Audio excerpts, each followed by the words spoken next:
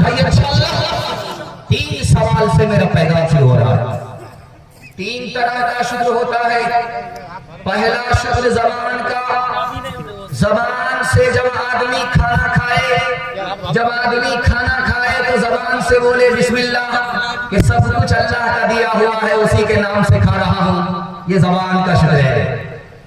اللہ کا شکر زبان سے, اللہ کی نعمت کا شکر زبان سے آپ نے ادا کیا, یہ زبان کا شکر ہے.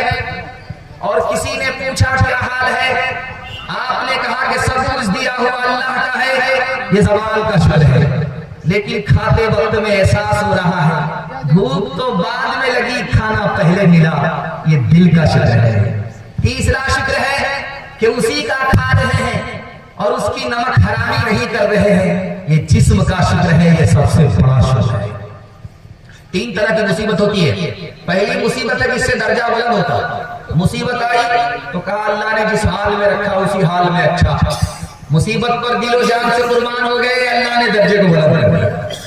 دوسری مصیبت ہے آئی تو شکایت نہیں ہے, یہ کہتا ہے کہ کس گھر میں مصیبت نہیں ہے, صبر کرتا ہے, اللہ گناہ معاف کر دیتا ہے. تیسری مصیبت آئی, زبان کھول کر کے شکایت کر رہا ہے, آسمان کو سر پر اٹھا رہا ہے, یہ گناہوں کی سزا ہے جو مصیبت کی صورت میں آئی ہے. حضرت عمر کے اوپر 3 دور گزرے. ایک دور وہ تھا جو اونٹ چرا کر کے گھر آتے تھے تو باپ کی طرف سے پٹائی ہوتی, یہ پہلا دور تھا. دوسرا دور جب آیا تو حضرت عمر کو عمر نہیں کہا جاتا تھا, عمیر کہا جاتا تھا. عمر بڑے آدمی کو کہا جاتا ہے اور عمیر چھوٹا آدمی ہوتا ہے, چھوٹے آدمی کو کہا جاتا ہے. تو دوسرے دور میں عمر کو عمر نہیں کہا جا رہا ہے, عمیر کہا جا رہا ہے. اب تیسرا دور آیا, کلمہ پڑھ کر مسلمان ہوئے, نبی کے امتی بنے, نبی کی صحبت ملی تو اللہ نے ذلت کی پستی سے اٹھایا, عزت کی چوٹی پر پہنچایا. اب لوگ عمر کے ساتھ ساتھ امیر المومنین کہہ رہے ہیں. ہاتھ اٹھائیے, وعدہ کیجیے راحت میں اللہ کا شکر ادا کریں گے انشاءاللہ. مصیبت میں پاؤں پٹکیں گے, ہاتھ اٹھائیے انشاءاللہ. کسی روکے رکا ہے سویرا, ایک پل کا ہے مہمان دھیرا, ایک پل کا ہے مہمان دھیرا. رات جتنی بھی سنگین ہوگی صبح اتنی ہی رنگین ہوگی, صبح اتنی ہی رنگین ہوگی.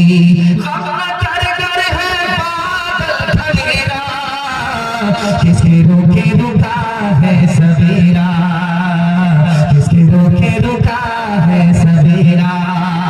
لب پہ شکوان اشک پی لے, جس طرح بھی ہو کچھ دیر جی لے, جس طرح بھی ہو کچھ دیر جی لے. لب پہ شکوان اشک پی لے, جس طرح بھی ہو کچھ دیر جی لے. اب کھڑنے کو ہے دو کا ڈیرا, کس کے روکے رکا ہے سویرا, کس کے روکے رکا ہے سویرا. ماشاءاللہ کافی سناٹا ہے, لوگ سنانے والے گھبرا جاتے ہیں کہ پتہ نہیں یہ لوگ سو رہے ہیں یا جاگ رہے ہیں. آپ لوگ اگر سو رہے ہیں تو ہاتھ اٹھا دیجیے, پھر اٹھائی ٹھیکنا ملاقات کرے گے تو جلسہ ختم ہو جائے گا. میں نے دیکھا پہلا پیغام آپ کی خدمت رکھنے کے لیے جا رہا ہوں مسجد کے حوالے سے. مسجد کے دامن میں جلسہ ہو رہا ہے, اس کے حوالے سے آپ کو سنا رہا ہوں. بالکل 3 منٹ کا نمونہ ہوگا, میں آپ کو بائی پاس لے جا رہا ہوں, سیدھا بوکارو ہوتے ہوئے آپ کو کلکتہ پہنچاتا ہوں. دھیان سے سنیے گا, تیزی کے ساتھ ہو جائے گا.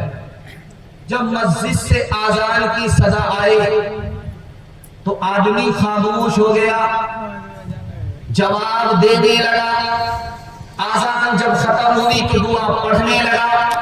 شیخ احمد علی لاہوری رحمت اللہ علیہ لکھتے ہیں اس ادب کی وجہ سے اللہ موت کے وقت میں کلمے سے محروم نہیں فرمائے گا, کلمے سے معلومات کرے گا. حدیث کے حوالے سے دوسرا پیغام آپ کی خدمت کرتا ہوں. آذان کی صدا آ رہی ہے, آدمی اپنے کام میں لگا ہوا ہے, دوسرے سے بات کر رہا ہے, کوئی پرواہ نہیں, آذان گزر گئی. حدیث کہتی ہے ہو سکتا ہے کہ ادھر آزان ختم ہو اور ادھر سینے سے ایمان ختم ہو جائے۔ تیسرا نمونہ آپ کی خدمت رکھتا ہوں، اس کو پیغام کو ختم کرتا ہوں۔ آزان کی صدا آئی، اللہ کے رسول اپنے حجرے میں ہیں، حضرت عائشہ سامنے آئی تو آپ نے آزان کے دوران پوچھا حضرت عائشہ سے، منن تھی، تو کون ہے؟ کہا میں عائشہ۔ کہا تو کون عائشہ؟ کہا ابو بکر کی بیٹی ہوں۔ کہا کون ابو بکر کی بیٹی ہے؟ کہا ابو قحافہ کی بیٹی۔ کہا کون ابو قحافہ کی بیٹی؟ ڈر کے مارے بھاگ واپس آ کر کے پوچھا یا رسول اللہ آزان کی صدا لگی تھی، میں سامنے آئی، آپ نے اپنی بیوی کو نہیں پہچانا، یار غار ابو بکر کو نہیں پہچانا، ابو بکر کے باپ ابو قحافہ کو نہیں پہچانا، آپ نے کسی کو نہیں پہچانا۔ اس موقع سے اللہ کے رسول نے فرمایا اے عائشہ جب آزان کی صدا لگتی ہے تو میں صرف اور صرف خدا کو پہچانتا ہوں، کسی کو نہیں پہچانتا۔